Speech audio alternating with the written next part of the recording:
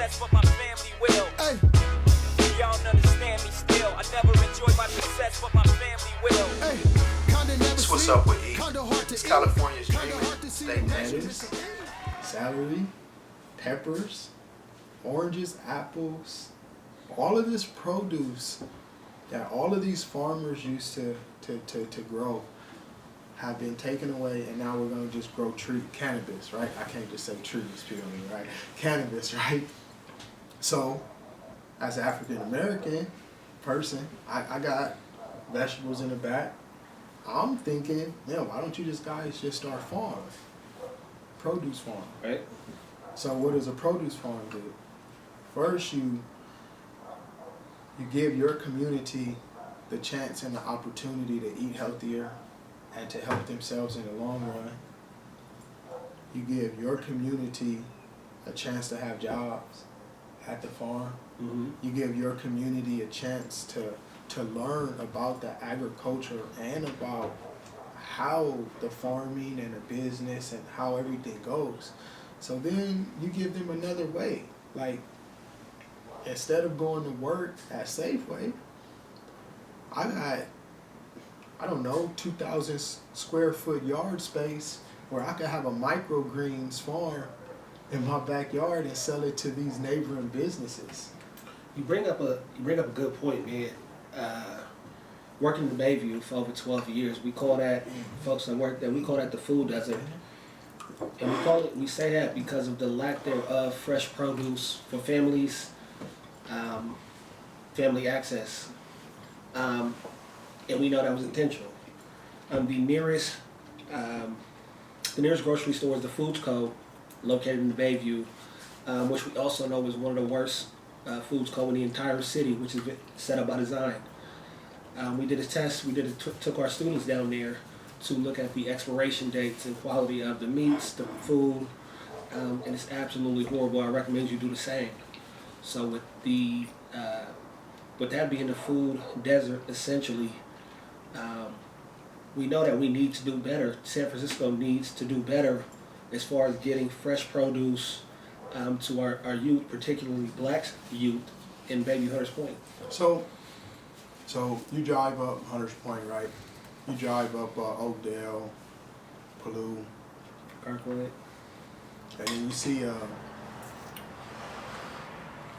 see these empty sections. Yes.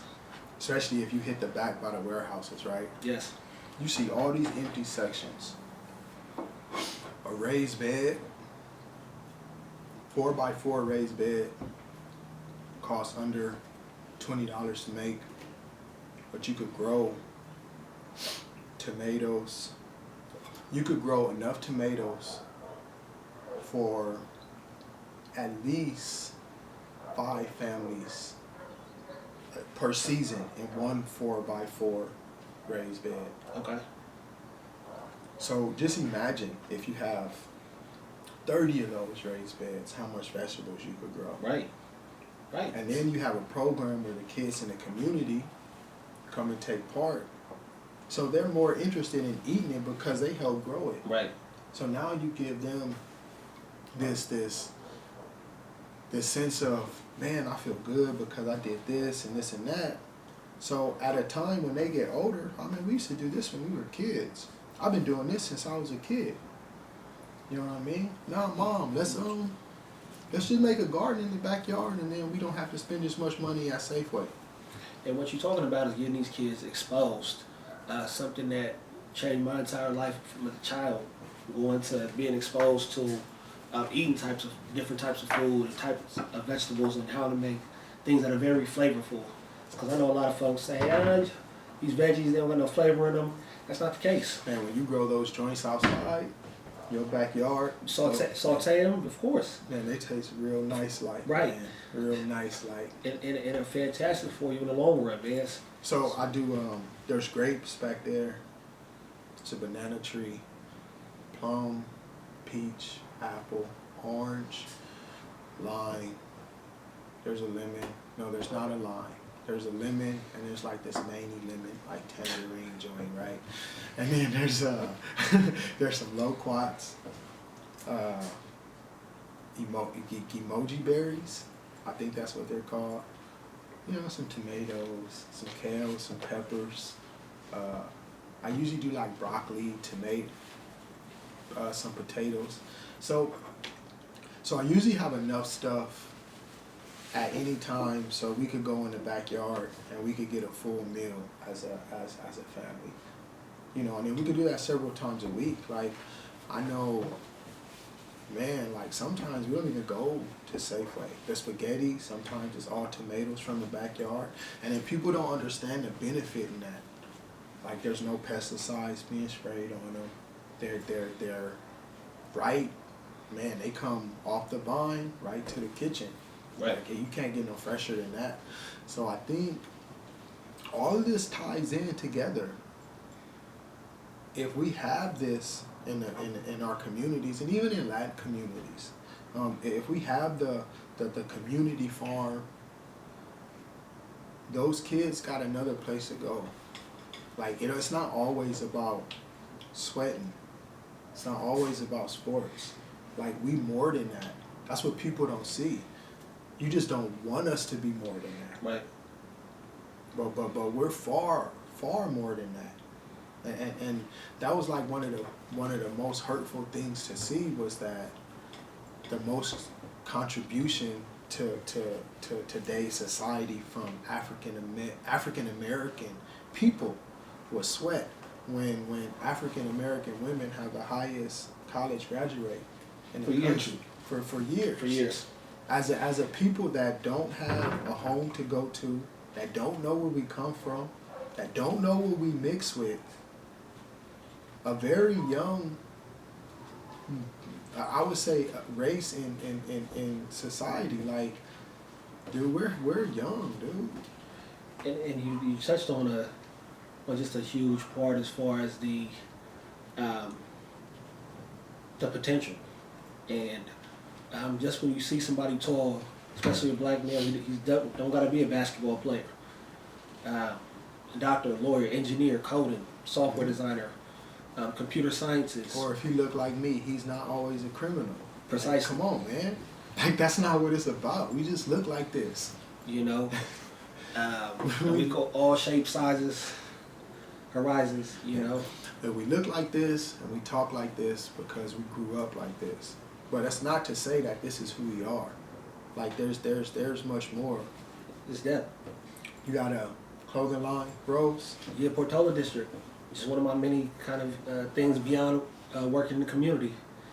For years, just repping where you're from, being proud, and it's really coming from the community. I would say Portola District in San Francisco, Potrero Hill, has to be like one of the most heartbreakingest place to be. And when I say heartbreakingest place to be, it's because it's a clear-cut poverty line. These people are poor on this side of the street, and these people are rich on this side of the street. Same neighborhood, same community, but there is that yellow line in the middle of the street.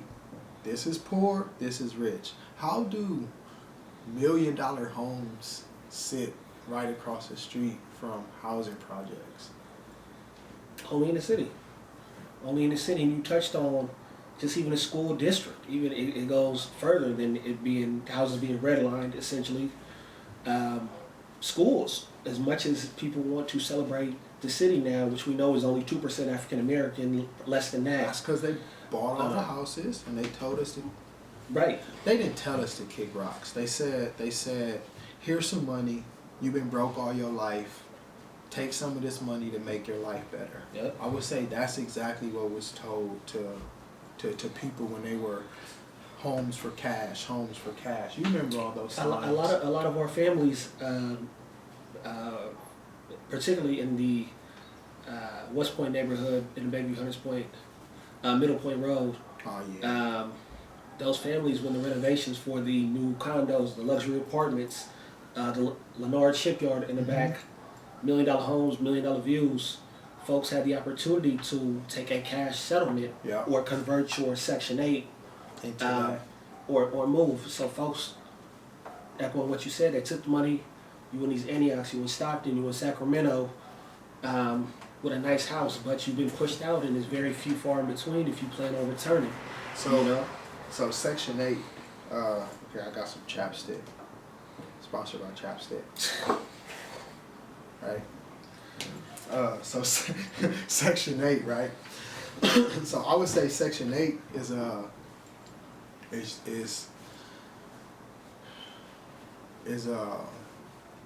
okay, let's rewind. Hella far back, right? So they say,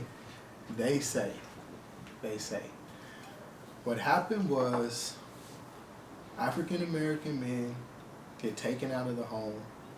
So the woman was forced to fend for herself and fend for the kids, right? So during that time, and it's slavery, right? So during that time, the women, African American women, gained a different sense, not of entitlement, but of I could do this on my own. Independency, right? So if you look at years later, you can't be with your African American wife if you're slaves. So that's another no. You guys can't be together. You can't be together. You can't be together. Right? So now more years pass. So now it's you go to jail. You still can't be together. You can't be with your person. You go to jail. The woman is in the house, so she has to fend for herself and the kids, right? So now you get to a point to where, damn, I don't really need the guy. So Section 8 comes. Now Section 8, even if you want the guy in the house, even if both of you guys are trying your best and you need help, that man cannot live in the house with you, or you cannot get this money. Set up. So keep the father out the house, keep the home separated, keep all of that stuff going. So how do you win when there's so many things fighting against you? Like even with professional sports, there's somebody that's still gonna take the money. Yeah. It's always gonna be that person that takes the money. So how do we get somewhere else if all of us can't be on the same page? Because people are, it's me. When we need help, me is doing good, driving a Cadillac, living in some big house. But you need us now because something happened to you in your fancy white neighborhood. You the only one took the money. Right. Now all of us, we still struggling together, and now you need our help. So as a community, as Latin, because my kids are African American, Latin. I'm hella confused. French, Creole. There's some white in there, some Indian. Like it's hella stuff in there.